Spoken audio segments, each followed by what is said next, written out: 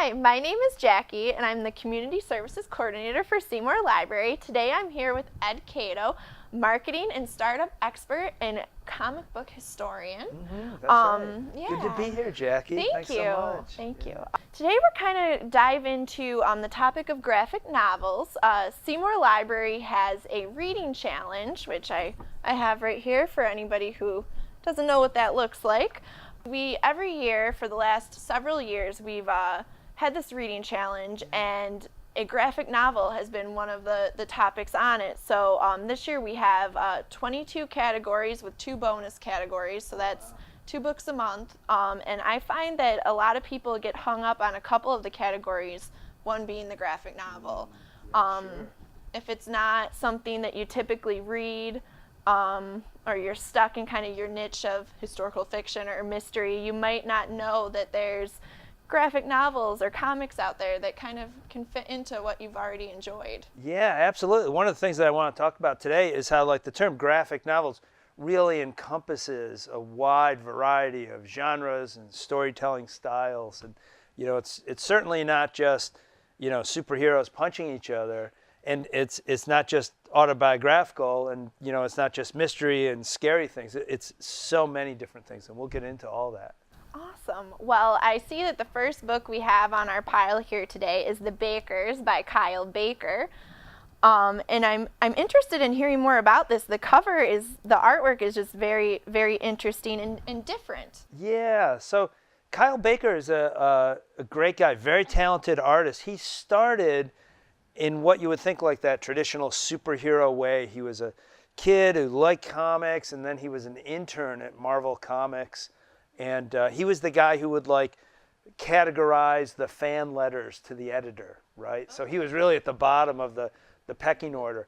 But he total at the bottom. But he's a very talented artist. He started doing kind of traditional comics, and then he had a stint on this comic called The Shadow, who's this 1930s kind of pulp hero, and his work was kind of crazy, and it was different, and he continued to evolve. He worked for a while on this groundbreaking series called Plastic Man, which again is an old hero, but very cartoony and almost like a animated feature in a comic. This book is more like that slice of life of family life. So it's his life and his children and his wife and all the trials and tribulations, but told through a very modern lens. They're a very urban family, and all the frustrations that come from being a dad with kids and children. And that's not easy. No, it's not easy. I'll tell you what, it's not easy. But he brings it all to the forefront with a lot of humor and a lot of grace, and then a lot of creativity. I think that might be some of the things that drew you to just the illustrations. Yes. Are beautiful and fun. Well, you can kind of see the dad on this cover is just covered in toys, just toys and chaos. yeah, and he's got dreadlocks. I mean, he's not like the 1940s dad, and definitely it's a lot of fun. Modern family, and with modern problems, but a lot of heart and warmth comes through in that book too. Very cool. Now this one has really caught my eye. Blankets by Craig Thompson. And just looking at this cover, I feel like it captures, so I'm very visual, and I know you're not supposed to judge a book by the cover. That's okay. But I feel like it's the first thing that people do. If the cover catches your eye, or if it's on a display, or you somehow connect to what's being portrayed, you'll pick up the book. And this almost looks like it's simplistic, and it's capturing a private moment, and it makes you want to see what's going on. Yeah, it really does. And unlike a traditional prose book where you have an author that's toiled away at the prose, and then they hire someone great like Chip Kidd to design the cover, it may or may not be part of that author's vision. With graphic novels, many times it is that author's vision. In fact, Craig Thompson is a very talented writer-artist, and that does show his vision. So when you joke about judging the book by its cover, yeah, that's very appropriate, and that's a piece of it. And even though the interior artwork is black and white, you can see here he's done a very good job, as you said, creating this quiet moment, and there's some nice use of different tones and kind of drawing you in. You know, when you see a cover like that, you want to be like, wait, who are these people? What's going on? Why are they happy? Are they sad? What's happening? And that's very telling for that whole book. Blankets is a coming-of-age story. Okay. And it talks about the author's coming of age and some of the issues some of the issues and struggles he had, and coming from a religious family and growing up in the trials and tribulations. It's a great story. It's from a little more than 10 years ago. Okay, I was going to ask if it was modern time. Yeah, it is modern time, and that kind of set the tone. That book and those early books like that set the tone for graphic novels that were very inward-looking and also very much sharing some very private things in a very public way, with very strong art and very good storytelling skills. So people who like teen or new adult or maybe more contemporary work would probably enjoy reading this. Sure, or if you like thoughtful books that aren't necessarily thrillers or mysteries or adventure stories. This is a fellow kind of making his way in the world. I could see a man in his late 30s might really enjoy that. It's like, I kind of went through that sort of thing. So multiple audiences. Very much multiple audiences, yeah. When I remember this book, we had discussed a little bit. Oh, yeah. Is kind of The Hunter by Darwin Cook. Oh, no, it's by, Richard Stark. I'm messing that up. No, well, that's exactly right. And you're kind of right to be confused. So, Richard Stark is a pen name for Don Westlake, who did a zillion mystery novels, like quintessential mystery writer, 60s, 70s, 80s, beyond, who was great. And then he had a series of novels with this guy who is kind of like morally ambiguous. And Darwin Cook is a fantastic creator in his own right. He just passed recently, very, very sad, early 50s. And Darwin Cook has this kind of throwback style. So when you look at that book, and maybe you even want to open up to some of those interior pages, he does this thing kind of like maybe you remember from like storybooks when you were a kid. So black and white and just like one tone to it. So almost black and white. Kind of like newspaper-esque, not a full spectrum. His work is deceivingly simple. So you might say, oh boy, that's very cartoony, or it doesn't look like there's a lot of detail. But this guy Darwin Cook was a master at like grabbing you and pulling you through, like the way Hitchcock would. And so this is very much like a collaboration of two guys who didn't work together. These fantastic mystery novels that Westlake did, and then this beautiful artwork and storytelling. Darwin Cook would establish the pacing for it all, and the scenes and the camera angles. All that stuff very much came through with him. He did a series of these books, and this is The Hunter. This is one of my favorite ones, but they're all just spectacular. Awesome. It looks a little noir. It makes me think of that kind of mystery. It is. It's probably just a click after that, like a little more like Rat Packy, 60s. You could picture, someone driving along with a lot of signs and, the early days of advertising. But very much in that. So like this might be if you say, oh, I love heist movies, I love mysteries, I love private detective novels, or I love private detective novels, or private detective is not so great a guy. This is a book for you. This is a fantastic book. Struggle of Morals. Struggle of Morals, yeah, absolutely. Well, that's great for our mystery readers. Yeah. Now I see this book here is a little more into what I think of comics, a little more in that a whole superhero universe, Captain Marvel. And then I'm not, who is the artist, or I know that they have a bunch of different people. Yeah, so that one, the interesting part about this is Captain Marvel has a deep, rich history, and I think we're going to get into that at another juncture. But this is Captain Marvel, who is this woman who is a woman who worked for the military named Carol Danvers, and she becomes Captain Marvel, this kind of space superhero. The interesting thing about that is they tried many, many times to make Captain Marvel really click for fans. And then the writer there, Kelly Sue DeConnick, came along and did this kind of different take on Captain Marvel, and it just clicked. And women liked it, and men liked it, and it really set the ground for this big blockbuster movie, which is debuting as we speak. Captain Marvel's a great series for superhero fans to jump on. Might be a great series for someone who wants a female protagonist. Might be tired of, Superman and Batman and some of the traditional heroes. Maybe someone who liked the Wonder Woman Sure, franchise. yeah. If you like Wonder Woman or Black Widow, is another Marvel character that gets a lot of traction, and there's a lot of heart to that too, Yeah. and very much a lot of wry freshness as well. Which is always nice. Yeah. Little sarcasm. I don't mind. There is, yeah. There's a whole thing with her cat, and she fights bad guys in space, and it's a marvelous book. It's very fresh and very exciting. Now, this book, I did not know when I had first started watching The Walking Dead that it was Yeah. actually a graphic novel.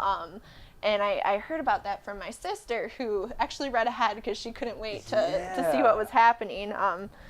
But this is very interesting. And I don't know. I've heard that it doesn't stick too much to the show. Well, but kind of yes and no. So The Walking Dead is this fascinating story, and comics have a history of creators doing brilliant things and not being compensated. So, like the fellow who created a lot of the concepts for the Marvel movies, when he died, he didn't have a lot of money, didn't have a grand house, and you look back and, the movies make jillion movies. The guy who did all the Black Panther, the main concepts in the stories is like an ordinary guy, and it's $1 billion movie, right? So it doesn't seem quite quite right. So there's this push always for creators to say, let me do something and let me figure out a way to keep the rights and retain the rights and still make it big. And the fellow who's behind that, Robert Kirkman, figured that out. So he started doing traditional comics for folks like Marvel Comics. And then he had this notion for a zombie story. And the idea was not only the zombies fight the regular people, but what happens after that. Yeah. Let's continue that story. So he started cranking out this long saga of the survivors of this zombie attack and all the struggles they have and trying to understand the world as everything gets topsy-turvy. The human dynamic. And it was a black and white comic from Image Comics, which was a publisher kind of set to make sure that the creators retain a lot of their rights. And it just clicked. And then it debuted on AMC and it clicked again. So in the early days, the reason I said that a little bit yes, a little bit no, in the early days, the scripts and each season really followed the comics. As it went along, they kind of changed things around and did things a little differently. And now it's kind of like deviated a bit, much like, a Game of Thrones type thing. Yeah, so you really should watch it and read. You can get a whole different I mean, now twist. You could kind of jump on, or you could read like volume 4, which is kind of like season 2, and they're in the prison. But it's a great fun. Works very well as a comic. It's black and white, so it does have that starkness to it all. And just a lot of fun. Which is fitting for the story. That's right. Absolutely. Very fitting. Or maybe not. Maybe it's all shades of gray. Maybe it's all shades of gray. I don't know, but I'm not smart enough to figure that out. What do we have next? Leave It to Chance. Now, this is definitely some interesting artwork, and it's by James Robinson and Paul Smith. Yeah, so we go from like the dystopian gloomy world to just the opposite. This was rich colors. And oh yeah, this is fantastic. The artist that you're intrigued by, Paul Smith, is a fantastic artist. He has a very detailed style, and in this particular series, he kind of did things a little simpler, almost like a storybook. And in fact, that's very appropriate because this story, this young woman is the daughter of like a celebrity monster hunter. So her dad is the guy you call when you got a monster. Which we all thought our dads were. Right. Yeah, my dad was they were kinda protecting like us that. from monsters. So that's I kind of could see how you'd relate to that. Absolutely. And in her case, so he goes off on his adventures, and she has a lot of moxie and spunk, and she goes off on her own adventures too. So she's just that age where she probably is doing things that are more dangerous than she should be doing and getting into trouble all the time. She has a pet dragon who runs around with her, and super charming. There were a number of volumes in this. James Robinson is a brilliant writer. He has this career of taking established characters who may be very uninteresting. Starman was one in particular, and just fleshing it out with this whole strong family. And instead of creating like a whole new world like Kirkman did with The Walking Dead, he was very good at integrating it into the existing mythologies of the comic book world. This is a little different. This would appeal to someone, maybe a young person who's rebels against parental authority. It'd be great. Appeals to anybody who likes monster, nostalgia. Yeah, it's kind of like almost like a little whiff of Scooby-Doo, but I'd say it's 4 or 5 steps up on the evolutionary scale. A lot more thoughtful. The artwork is gorgeous, and just a great thing.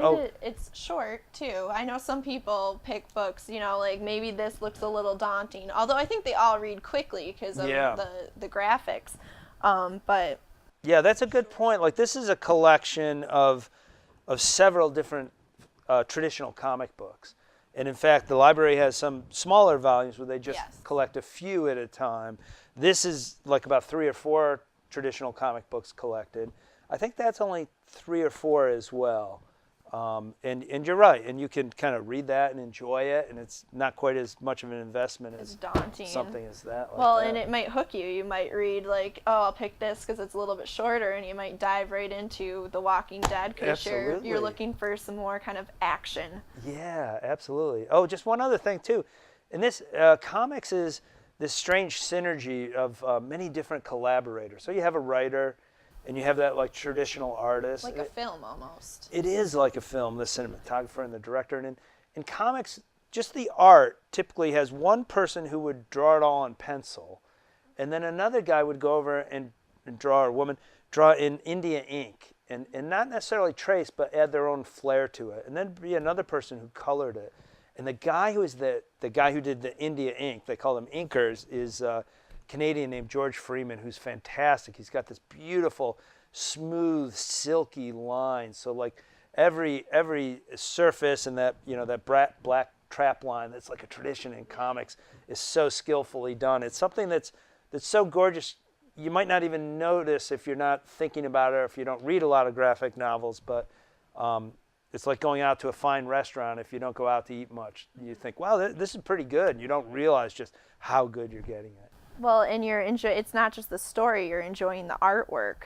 And I think it took me a little to wrap my mind around that. And we had talked about it because you create artwork for graphic novels. Yeah, sure. But it's just, it's so unique. And it's not only are you getting the story, but you're getting a painting, you're getting a picture. Absolutely. You're getting, and I love the idea of collaboration. I think I like to control things, so I would be nervous. I could see where you'd be a good collaborator. Let's do one together. Maybe we'll do something together. Possibly featuring Auburn. Yeah, wouldn't that be cool?